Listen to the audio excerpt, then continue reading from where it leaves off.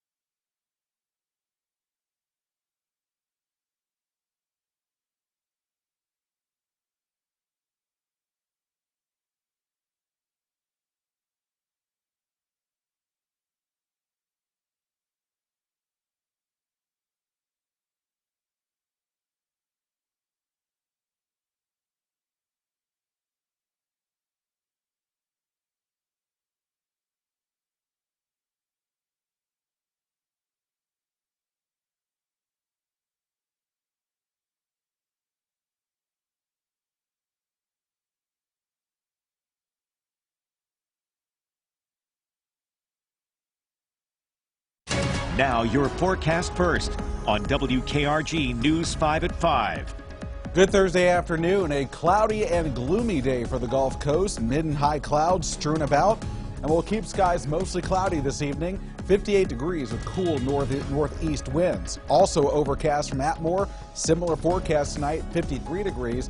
And there's the view crossing the I-10 Bayway from Daphne Infirmary East, 57 degrees tonight. We'll break down your forecast for the weekend, and we'll take a look at the forecast for the Blues Homecoming Show. WKRG News 5 at 5 starts now. Straight ahead, a shooting at a bowling alley by a woman already charged with murder. Hear from the DA about what she says is a flaw in the system. Next, as the deadline approaches, more pushback against the federal vaccine mandate. Plus, we'll tell you about some big improvements planned for a waterfront park. Local coverage you can count on.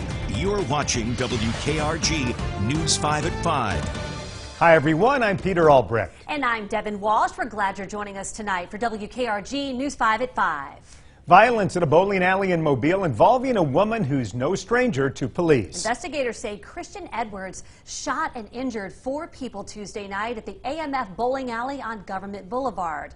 Well, today, the DA's office upgraded charges to 4 counts of attempted murder. Edwards was awaiting trial for allegedly killing a teenage boy 2 years ago. Our Gabby Easterwood spoke to Mobile County's DA today, who explained why Edwards was even out on bond. Gabby? Well, Peter, the DA tells us that the state did ask for no bond in that previous murder charge, but the judge allowed a $150,000 bond. Now, DA Ashley Rich says that this is a flaw in the system because 9 times out of 10, those people who are charged with murder or other violent offenses will get out on bond and commit the same crimes. A revolving door of crime, leaving the Mobile County DA frustrated by the system in place. I certainly think criminals know that they're going to get a bond. Edwards is a murder suspect who's been out of jail on bond. She is one of 2 suspects charged in the shooting death of a 17-year-old on Rickerby Street in 2019. And left the bond set at $150,000. And the defendant made bond, and she was out on bond at the time that she committed this offense at the bowling alley. As conditions of her bond, she was supposed to be home by 8. The crime happened around 10:45.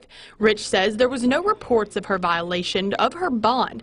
But now with these new 4 counts of attempted murder, they are asking for her bond to be revoked. Asking for the no bond order because we think it's in the best interest of the community, because this is the example that we constantly give about that revolving door. Rich saying she feels Edwards never should have gotten out of jail in the first place, just like the countless photos she shared with us of violent offenders out on bond. That's what should have happened in this case, and then we wouldn't be facing 4 counts. She wouldn't be facing 4 counts of attempted murder, and we wouldn't have had a whole entire bowling alley terrorized as a result of her conduct. This year, Alabama lawmakers passed legislation to stop the revolving door. Anaya's law, if approved by voters next year, would give judges the ability to set no bond for violent offenders. Rich and many other local agencies pushing for this to pass. We are trying to get the word out as much as possible and show examples where Anaya's law could be very helpful to us, and this is one of those examples. Why we need to continue to push very hard to have violent offenders kept in jail until their trial. And unfortunately with COVID, their trial is being pushed further and further away. Now, Edwards is set to appear in court for her trial for that original murder charge in February. Live outside of Mobile Police Headquarters, Gabby Easterwood, WKRG News 5.